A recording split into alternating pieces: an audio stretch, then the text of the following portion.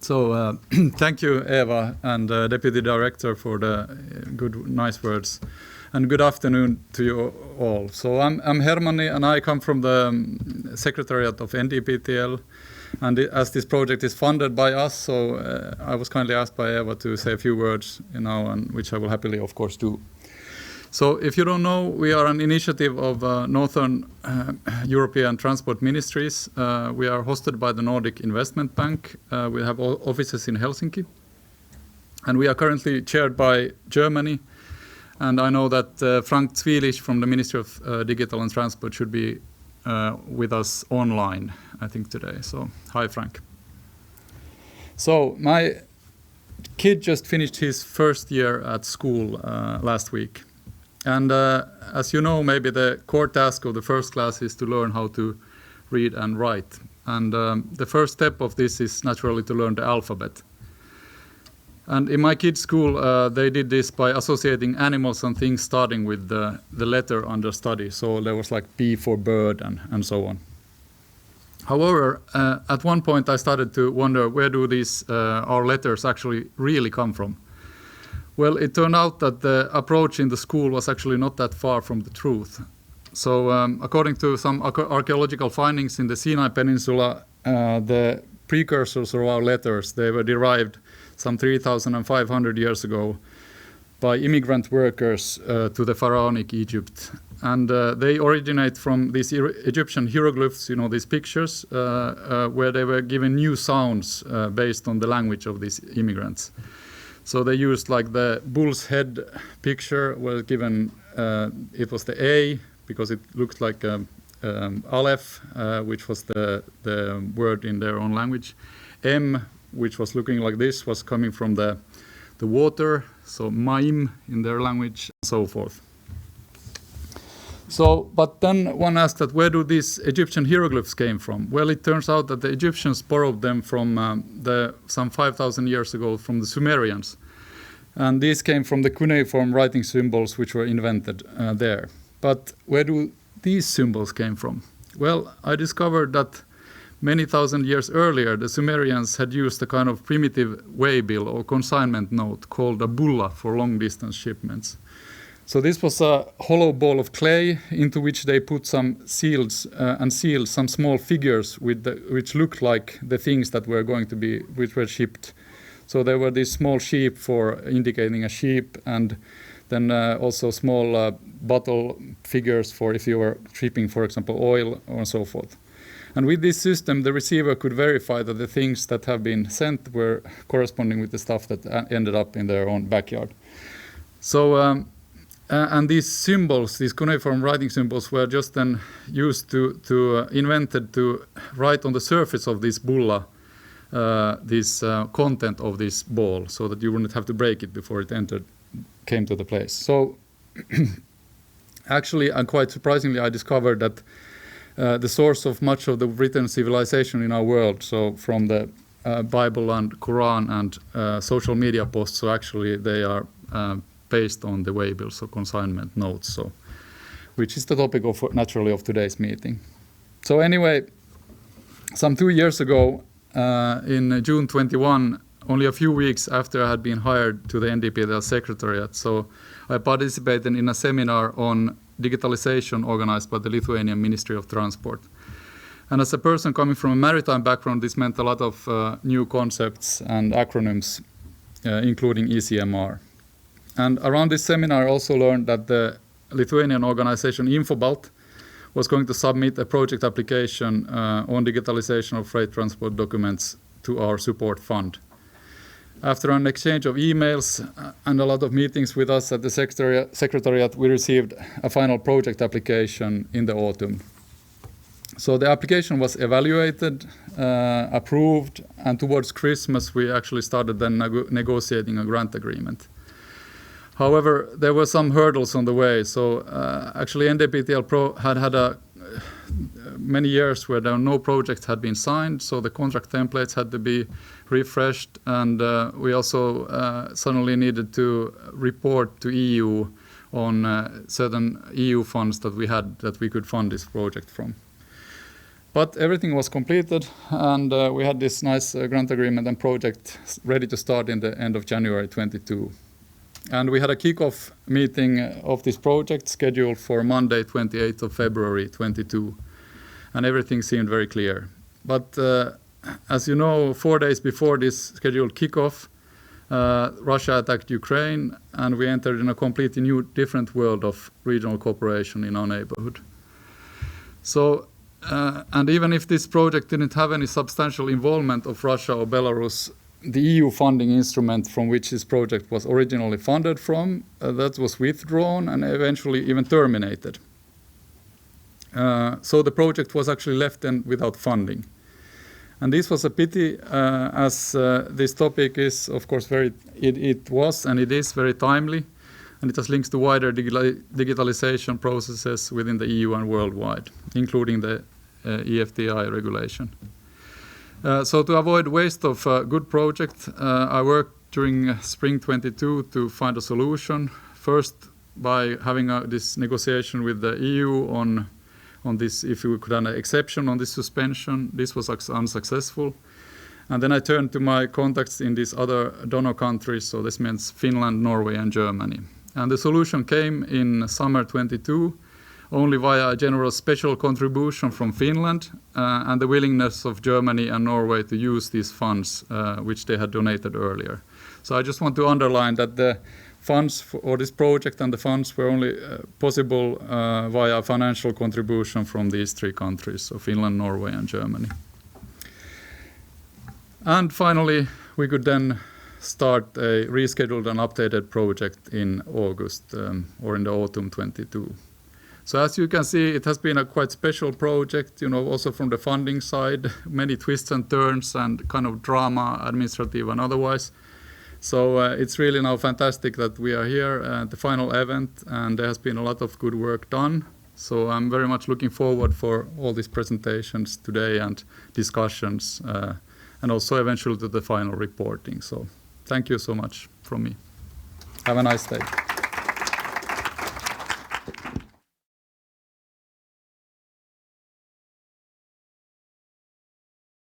First, I would like to thank the organizers for inviting us to this event.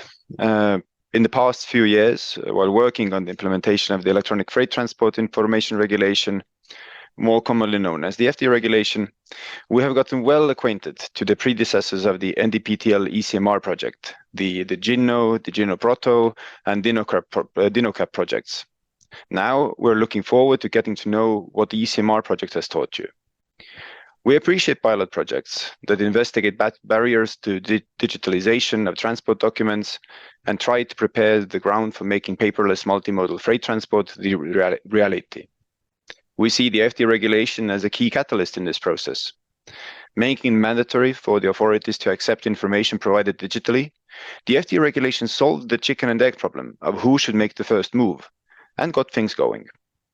Once the technical specifications of the FT data exchange environment will be finalized, we expect to see new solutions popping up, making it possible for the companies to switch from paper transport documents to fully digital environment. Among others, we envisage that the FT regulation would facilitate the implementation of the ECMR protocol, which makes the result of the NDPTL ECMR project all the more interesting from our point of view. One may ask here, how exactly are FTA regulation and ECMR linked? Those that have followed the work on implementing FTA regulation more closely know that the legal scope of the regulation does not cover the CMR convention. It only includes information requirements needed to prove compliance with specific pieces of EU and national legislation, be it cabotage, combined transport, or transport of dangerous goods. However, we also know that particularly from the economic operator's perspective, FTA exchange environment would lack appeal if they were meant to function in a vacuum with the sole function to provide regulatory data to the authorities. To make FTA platforms attractive to the businesses, they need to blend as seamlessly as possible into the systems they use for everyday business-to-business operations, such as TMSs or ERPs. This is made possible by the two main pillars of the FTA exchange environment: data harmonization and trust architecture for data exchange. Harmonizing the FT common dataset has been one of the main challenges of implementing FT. Bringing together data requirements of different pieces of legislation, each focusing on different aspects of freight transport, such as the movement of goods, container or vehicle, and transport, except it was a complex task. One of the earliest decisions in the work of data was to use the UN CFACT Multimodal Transport Reference Data Model, the MMT-RDM, as the base of the FT common dataset. This provided us the structures and data elements required to cover all modes in the scope of FT.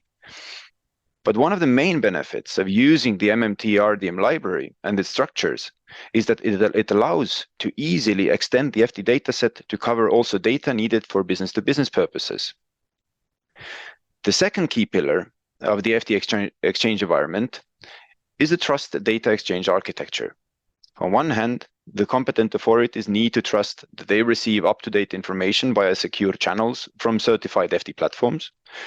On the other hand, the economic operators also need to trust that their data is safe on their FT platforms and no one who is not appropriately authorized will get access to this data.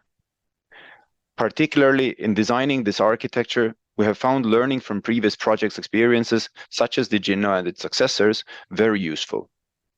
To provide you an example of how we see that the benefits of data harmonization and trust data exchange architecture come together, I would like to demonstrate it with a physical example, over the video, of course, but still physical, how we roughly see it working in practice.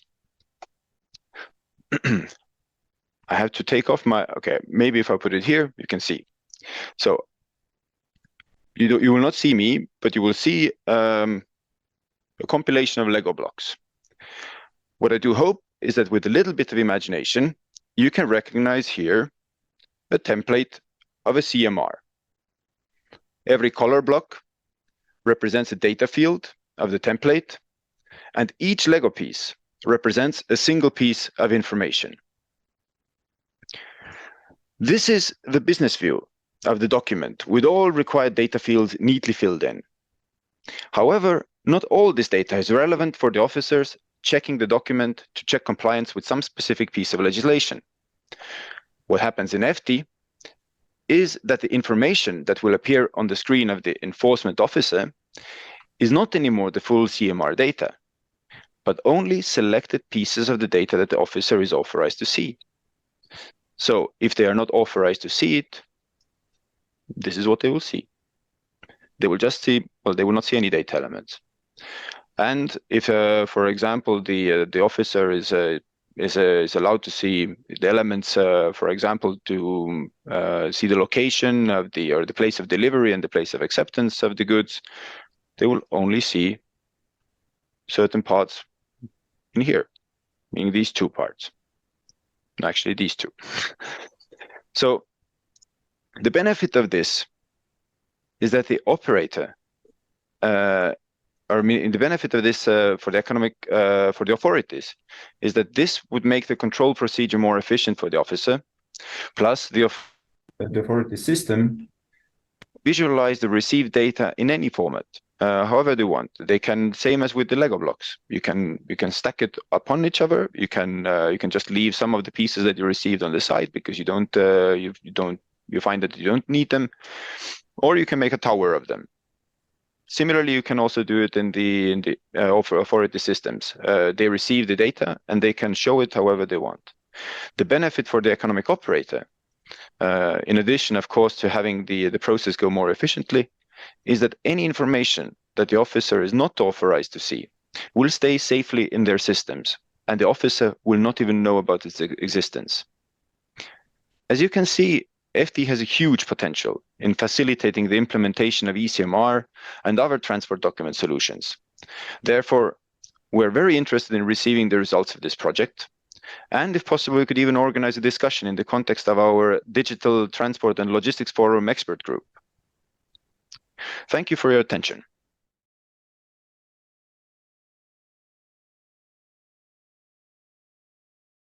So yeah, warm wishes from Vilnius, and indeed it is always a pleasure to participate in final events of successful projects. So as a ministry, we are delighted to see such strong collaborations between private entities from 6 countries in our region, and all working together to achieve joint policy goals. So this project allowed to build stronger understanding and competences, which will be absolutely critical for successful FDI regulation and adoption. Moreover, this knowledge will contribute to gaining competitive advantage and developing new high value added services. We strongly support and hope for success of follow-up projects of which Ministry of Transport and Communications of the Republic of Lithuania will also take more active role. In the landscape of current events, the only way for our region, I mean Baltic Sea region, to further develop and create efficient, resilient transport systems is by cooperating and working towards common vision, common network. So hopefully we are further joint initiatives to create innovation and transport of the future. Really congratulations to all of the project partners, supporters, and I wish you all, everyone, to have a great time today. Thank you for small wishes from Lithuanian side.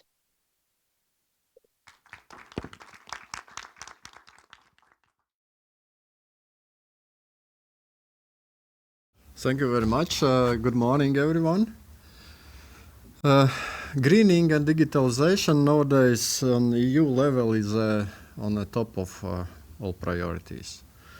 We do understand how important it is. This is a very challenging time for us to work on these issues. There is still a lot of uncertainties, and we are very happy that we can come together and share our experiences, put our heads together and find the best solutions. I'm sure this is the right way how to move forward, how to make our lives better, businesses more competitive, and especially in this quite complicated logistics sector. So, but let's look a little bit in Latvian case. I would say that the first big step in digitalization in transport sector was a few years ago with digitalizing ship formalities in ports. Since the beginning of 2019, we have introduced a new IT system for all reporting formalities for ships arriving in Latvian ports. We joined it with a previous SafeSeaNet system, and it works very well. And we hope that we will continue to develop and implement full maritime single window on as it is prescribed already by EU legislation. Next, ECMR. ECMR is not compulsory, but it is a good tool to make a business more efficient. And we did some researches how to move and how to implement ECMR in Latvia in practices and also in legislation. We made a conceptual report to government. Government accepted it and even identified a responsible institution for implementing. But as it usually happens in different cases, there's no sufficient financing yet found for it. Therefore, it's not yet implemented. But of course, we have FT. FT regulation was adopted already in 2020. We all know about it, but we are still waiting for technical specifications and different requirements, delegated and implementing acts from the Commission side. There are a lot of experts working on different issues. working groups and so on. And these are very important also elements in order to move forward and implement FT. We have done our homework, we have identified involved institutions, we have identified legislation which need to be accepted or amended. But in order to move forward with some specific IT solutions, we need these technical specifications from the Commission side. And this is very good that we have this possibility within Northern Dimension and Transport Logistic partnership to finance the project about ECMR and FT implementation possibilities. And we are very much waiting for results and hoping to hear already today some progress and the results already reached within the project. And we want to, let's say, wish everybody here a successful day, good contacts, and clarity how to implement FT, at least in Northern Europe. Thank you.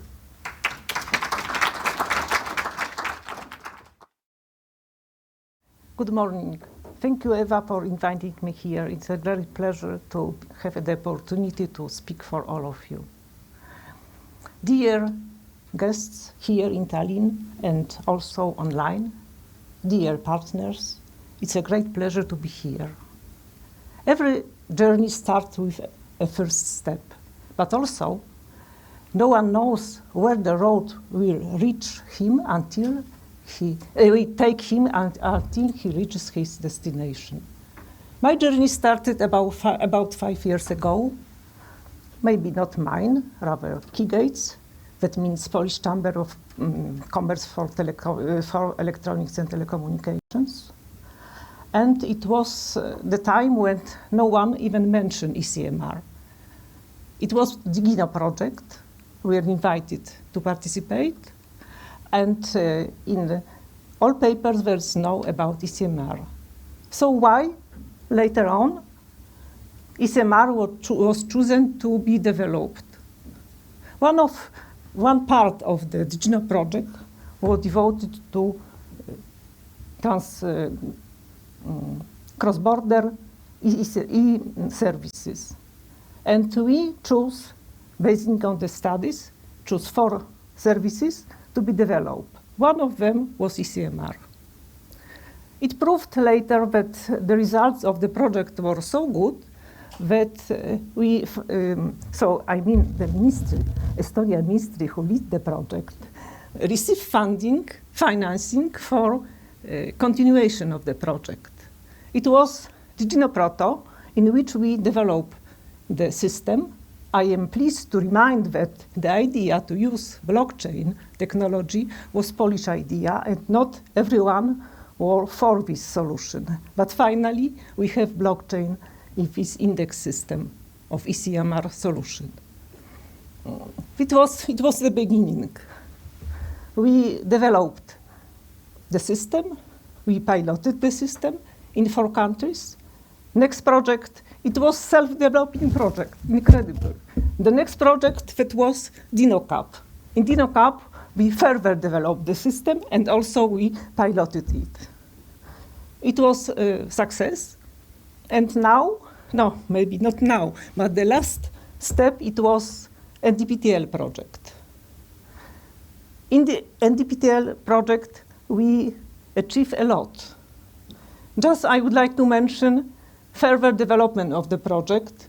This time it wasn't index system, but ECMR platform. Also very important, and we can use them later for EFTI platform to comply the ECMR platform in EFTI regulations. It's very important, and the platform can also be EFTI independent. We also made a lot of analysis. One of them is ECMR readiness and prepare a roadmaps. We also made analysis of possibility to use European blockchain service infrastructure with ECMR. Just mention not all outcomes, but the most important. Can you notice how far we are? We started from nothing, even not thinking about ECMR, and now we are in the place we achieve a lot. Not only for Poland, but for every country. This is a situation which where we can get a lot and we can work very well because we have knowledge, we have experience, we have support, we have a lot of analysis, we have working prototype. So do you think, is it worth to join? Still many countries want to join, and I hope they will. What is important, not only technology, but also people.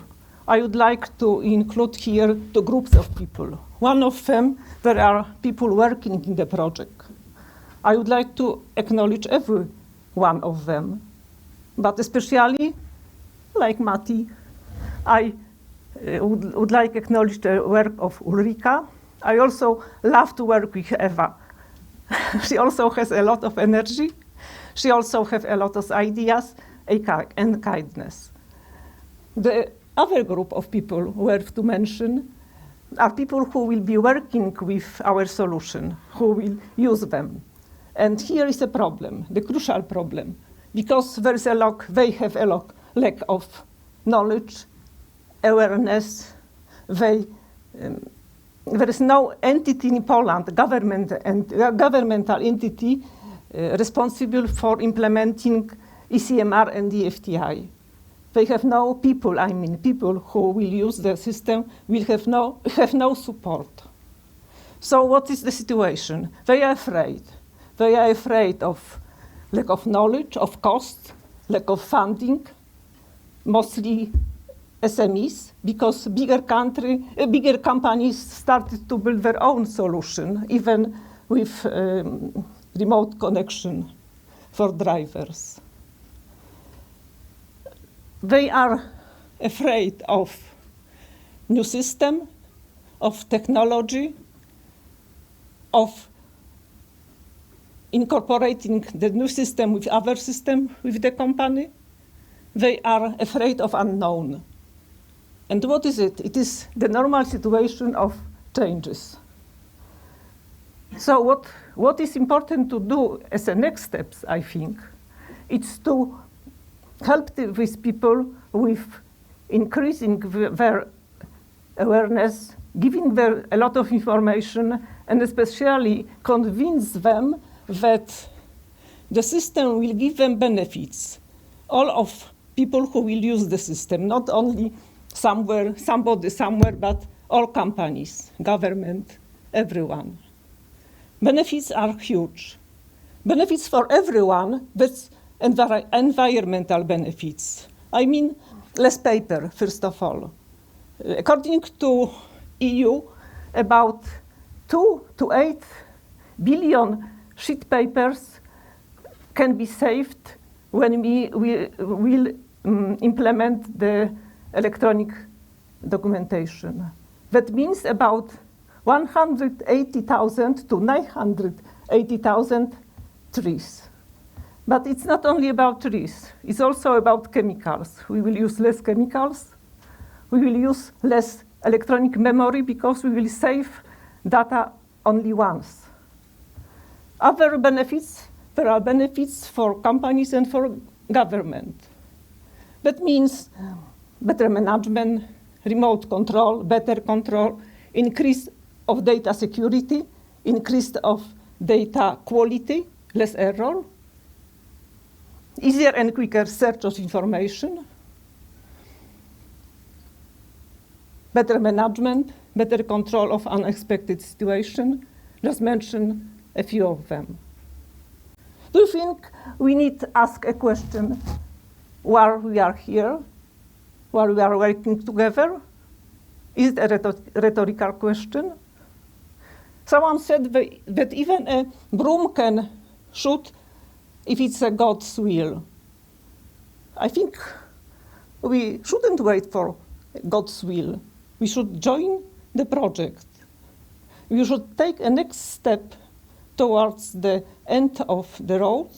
That means digitalization of electronic documents in transport.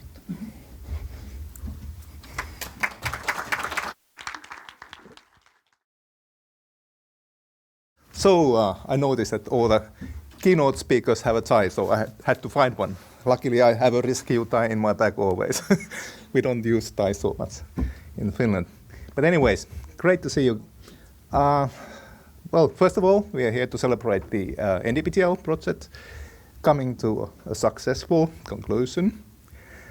And I think that if you look back, it's been a roller coaster, like Hermanni said, for many of us. It's also been a learning process.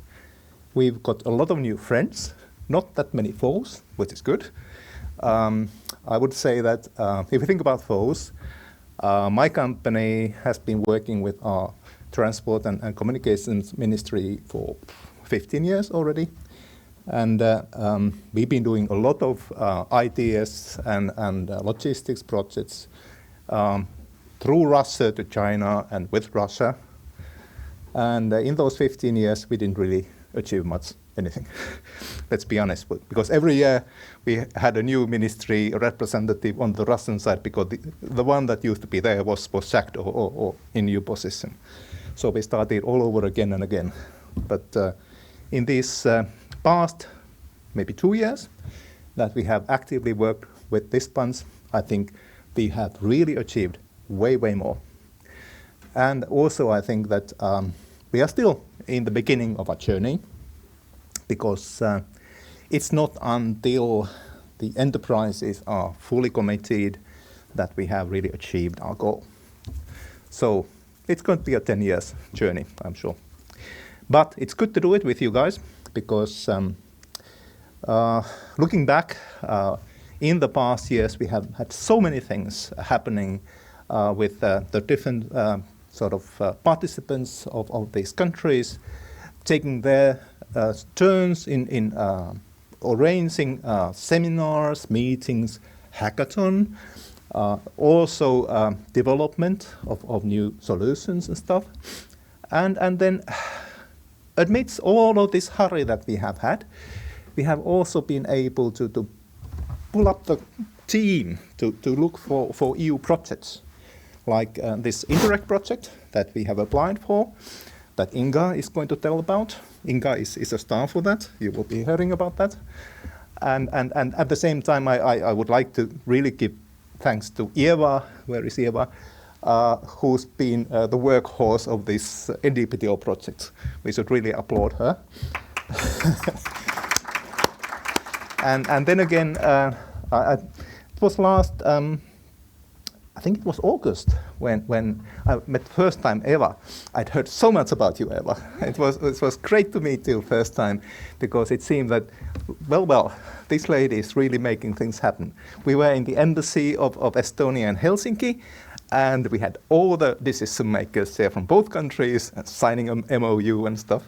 So kind of a continuation to what we've done already as a network for FT, ready for FT. And that is something I would like to address to Ulrika, who is really another workhorse on the EU side. Let's applaud her as well. There are so many names, I can't go through everybody. But through this journey, from Finnish point of view, we have been redirecting also what we're doing. So we're not looking east anymore. Well, we can't. There's nothing to look at. But at the same time, we need to look at for the new routes, new corridors. And obviously, even if we have the 90% of the export on sea freights, we also see that there's a lot of risk that that's not going to be there all the time. So we need to have new corridors, which is way more, or which are alternatives and way more efficient than they are today. So there's a lot to develop on the route through the Baltics. And I think that at some point when the Rail Baltic comes, that's going to really flourish in transportation. So please push that. At the same time, I've seen that Lithuania is quite strongly pushing the rail or intermodal part of transport, so let's look into that as well. And then our Swedish friends, we're looking west too. Here we have Trafikverket as well, and it's really good that you guys are here. From our point of view, this is not just fun, it's also vital for Finland to have good collaboration with this team. And now more recently, we have been extending this to EU as well. So there we have Christian, Rudi, and the other friends who are really at the core of this, and Marco, of course, at the core of FT regulation. So we have this FT expert team and Haiti. So we really are in good hands. And with this team, I'm sure we're going to make great FT gates, but we shouldn't stop there. We should take steps beyond that and make the whole ecosystem in Europe work well. That's our job. And I'm really here to thank you for the collaboration. Thank you.